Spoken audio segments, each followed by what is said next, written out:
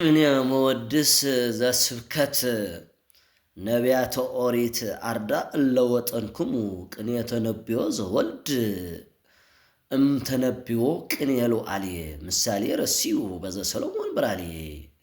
ሰሎሞን ብሬልየ እስመ ለምስጢር ዘድንግል እይከውን ቅኔ ተነቢዮ ዘአልቦ ምሳሌ ባህቱሰ ይከውን ጽሑፈ ምእመን አብርሃም ዘይነብር በህያሌ ለዓለም ወለዓለመ ዓለም ወአመነጸርክሙ አብደ ሀጉል እንተደማኮል ምንተልየ ረዋፂተ ተፋጥኖ እንዘ ተሃውሩ ለትንባሌ ዘሄዋን ናሁ ህልቁ እንተሃለወ ክላለየ በዘነጸርክሙ አብደ ሀጉል ዘበእታቴ ሄዋን ወስሳልየ ማለት መወድስ እዚ ታዩ እንተልና ልሰሙና ልወርቁ አቶም ነቢያት ቅኔ ትንቤት አብ ቅኔ ትንቤት ዝጀመርኩም ትምህርት ቅኔ ቤት ዝጀመርኩም ነቢያት ናይ ኦሪት ነቢያት ተምሃሮ ኣብቲ ናይ ቅኔ ኣብቲ ቅኔ ትንቤት ሲ ምሳሌ በዘ ሰሎሞን ብራልየ ምስቲ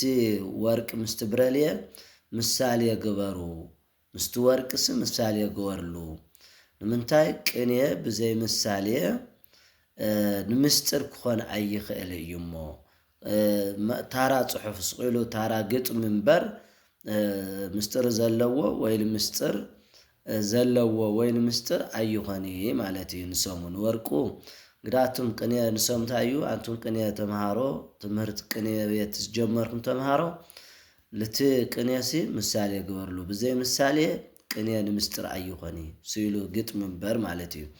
ንሰም ልወርቅ ደሞ አቱም ነቢያት ነቲ ትንቢት ምሳሌ ግበርሉ እንግዲህ ለሰሎሞን ብሬልየ አክሊል ኦፍ አትሮንስ እናበሉ ለድንግል ማርያም መሲሎማ በየአባባሎም ኢሳይያስ ላሕሚ ለድንግል ማርያም ለክርስቶስ ጣኤዋ እናበለ ከም ዝመሰሎም ስለዚህ በምሳሌ ትንቢትኩም ተናገርዎ ማለት እዩ።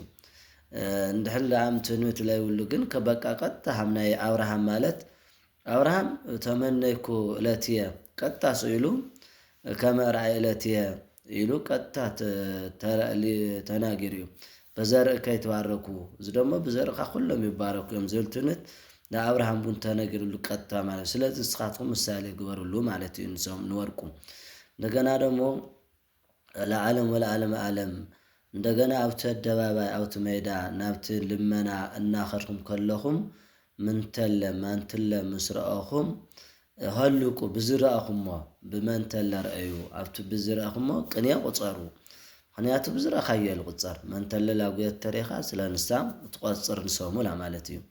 እና ልወርቅ ደሞ ናይ አዳም በደል ብዝረአኹሞ ኣብ ጥፍኣት ብሱ ቁፀሩ ማለት አዳም ክድሕን እዩ። ብናይ አዳም ጥፍኣት ክርስቶስ ክውለድ እዩ። ብናይ አዳም ጥፍኣት ክርስቶስ ክስቀል እዩ። ብናይ አዳም ጥፍኣት ክርስቶስ መከራ ክረክብ እዩ።